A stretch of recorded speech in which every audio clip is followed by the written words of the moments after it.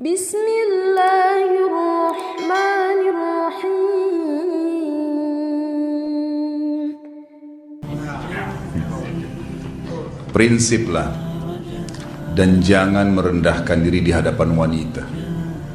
Maksudnya begini, pada saat seorang wanita yang menjadi istri Anda membutuhkan Anda, tunjukkan kebutuhan kita 1000 kali daripada dia.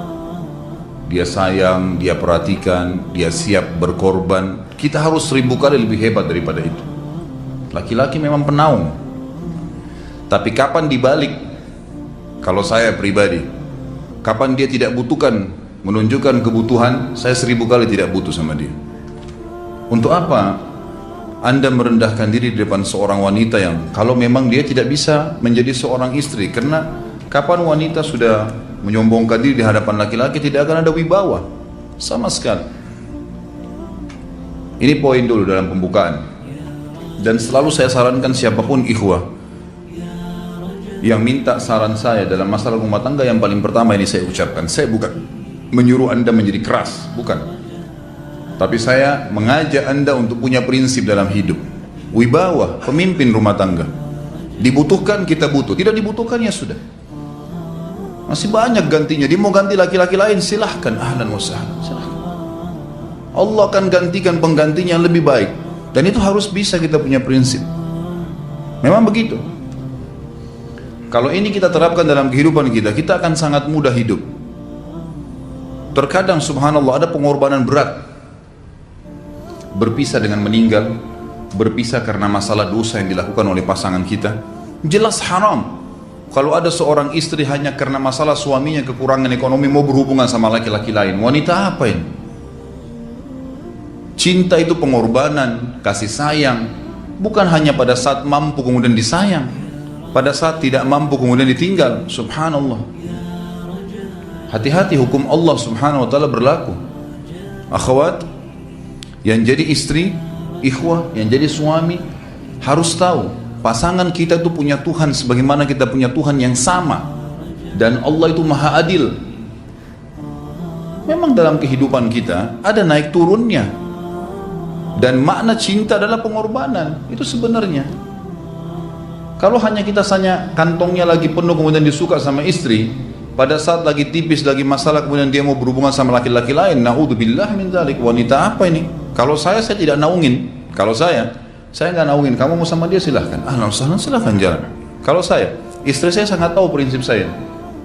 Kalau kamu merasa ada laki-laki lain yang kamu anggap baik, atau kamu mau ingin memasukkan pendapat keluargamu dalam rumah tangga saya sehingga kedudukan saya sebagai suami tidak didengar lagi, silakan pilih keluarga kamu. Tidak ada masalah. Jadi jangan jadikan sebagai beban. Oh, nanti kalau pisah saya hidupnya bagaimana? Saya melarat. Ini kenapa ini? Saya mati kalau nggak sama dia, ya mati bener nanti. Gila kalau nggak nikah sama dia, gila kalau siapa ini? Ini kenapa ini? Keluar dari bingkai hidup itu. Seorang muslim itu hidupnya mulia. Dia dihormatin, dia menghormatin. Dia dihina, tinggalkan. Allah SWT tidak menyuruh kita menghinakan diri, tidak boleh. Kalau wanita ini misalnya, istri ini yang dikatakan tadi masih mencintai suaminya, dia hanya sekedar minta kerja, ya, garis bawahi kalimat ini ya. Dia hanya sekedar minta kerja untuk membantu nafkah rumah tangga, ahlan wa sahlan, jempol. Nggak masalah. Bagus itu. Sampai suaminya mapan. Itu baik. Tapi dalam kondisi masih status istri punya hubungan sama laki-laki lain, na'udzubillah min dzalik. Mana ghirah?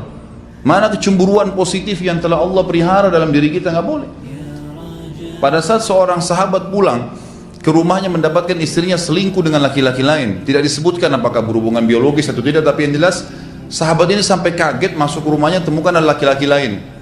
Dia bingung mau lakukan apa. Dia pergi ke Nabi SAW lalu berkata, ya Rasulullah, saya pulang rumah istri saya lagi sama laki-laki lain.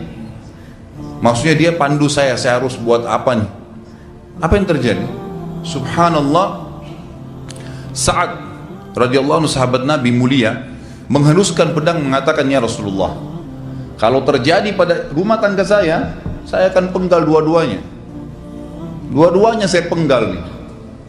Tapi di sini ulama bilang saat ingin menghukum kalau terjadi pada keluarganya dengan penggal ini, Bukan maksudnya dia menghukum secara individu, maksudnya saya ingin terapkan hukumnya Allah, dirajam, dibunuh karena mereka sudah menikah dan berzina. Hukum Allah terapkan, kemuliaan agama harus ada. Harus begitu.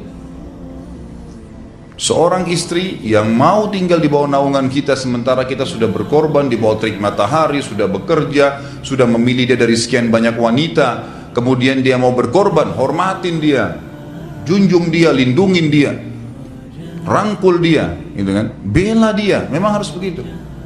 Tapi kalau masih dalam naungan, kemudian sedikit himpit masalah ekonomi lalu berhubungan sama laki-laki lain, naudzubillah, jangan dipertahankan. Berbahaya sekali, gitu kan? Jangan Anda menjadi laki-laki lemah, gitu. Saya kemarin ditelepon oleh 2 orang sekaligus, subhanallah. Sahabat dekat telepon kepada saya, laki-laki. Ustaz, maaf mau ngomong sebentar. Baik, silahkan. Ustaz, saya ini, istri saya pulang ke rumah ke kampung ayahnya ibunya karena alasan mengurus ayah dan ibunya. Akhirnya saya sama anak-anak ditinggal di sini sendiri. Setiap kali saya panggil pulang, dia bilang sudahlah, saya nggak mau pulang. Kalau mau nikah lagi silahkan. Dia bahasakan begitu. Bagaimana sarannya Ustaz? Saya bilang nikah lagi. Dengan tegas saya bilang nikah lagi. Kalau tidak terbuka pintu fitnah. Perempuan itu kenapa harus pilih orang tuanya? Tidak boleh secara syar'i, nggak boleh. Sudah menerima akad nikahnya seorang laki-laki, laki-laki itu yang dinomorsatukan di atas ayahnya, nggak ada alasan. Kalau suami izinkan boleh urus orang tua, kalau nggak diizinkan tidak boleh, nggak boleh. Bagaimana dia tinggalkan suaminya sama anaknya? Kaget itu saya katakan begitu. Iya, bahkan sekarang hukum poligami sudah wajib bagi Anda, nggak boleh. Wajib sekarang. Ini ragu mau melangkah seakan-akan poligami itu dosa. Padahal dia ditinggal oleh istrinya. Bagaimana bisa ini? Ada laki-laki seperti ini nggak punya prinsip. Harus melangkah. Dia sudah dapat jawaban saya dikasih. Ini Ustaz, teman saya juga mau bicara. Masalahnya sama lagi. Ustaz, istri saya tinggalkan saya, Ustaz, kayak mau menangis. Sebentar, jangan pakai nangis laki-laki.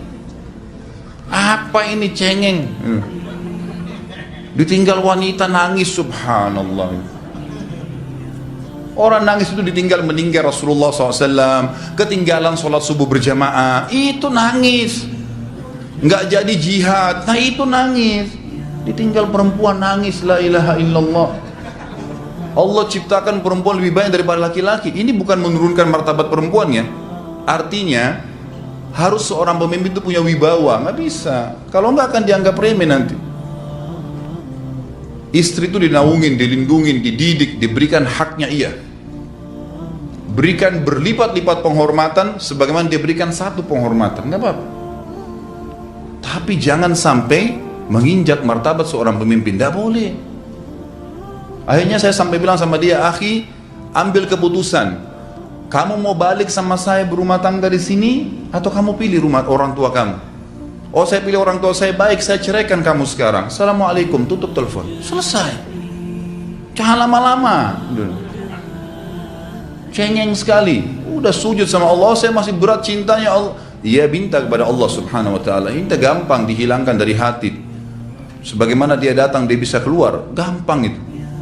Subhanallah ya, jangan terlalu mencintai dunia berlebihan. Kalau saran saya, kalau istri Anda ini tanya baik-baik, kalau kamu bekerja hanya karena mau bantu nafkah rumah tangga sekarang, ahlan wa sahlan, silahkan. Selama pekerjaan halal, antar dia ke tempat kerjanya. Muliakan dia, jaga, jemput pada saat pulang, Anda pembelahnya, begitu. Tapi kalau berhubungan sama laki-laki, ada subhanallah suami, depannya dia istrinya telepon laki-laki lain dan dia menerima itu. Mana ini? Dalam agama haram, wallah haram itu hukumnya. Nggak boleh. Itu namanya dayuth dalam agama. Nabi SAW mengatakan Allah melaknat dayuth. Kata sahabat, siapa itu dayuth ya Rasulullah? Laki-laki yang tidak punya cemburu terhadap pelanggaran agama yang terjadi pada istrinya. Gimana caranya? Nggak boleh dalam agama Islam, gitu kan? Makanya biasakan hati kita terisi dengan cinta kepada Allah SWT dan bukan cinta kepada manusia. Mencintai istri karena Allah yang perintahkan, mencintai suami karena Allah yang perintahkan. Jadi semua karena Allah. Tidak ada kata-kata hilang, tidak ada rugi kalau kita meninggalkannya. Jadi ini hal mendasar yang saya tahu, Allahu alam. Jadi sampaikan seperti itu. Kalau wirid apa? Saran saya adalah memperbanyak istighfar kepada Allah SWT. Gunakan momen musibah itu sebagai kesempatan untuk mendekatkan diri dengan Allah Subhanahu wa taala. Begitu.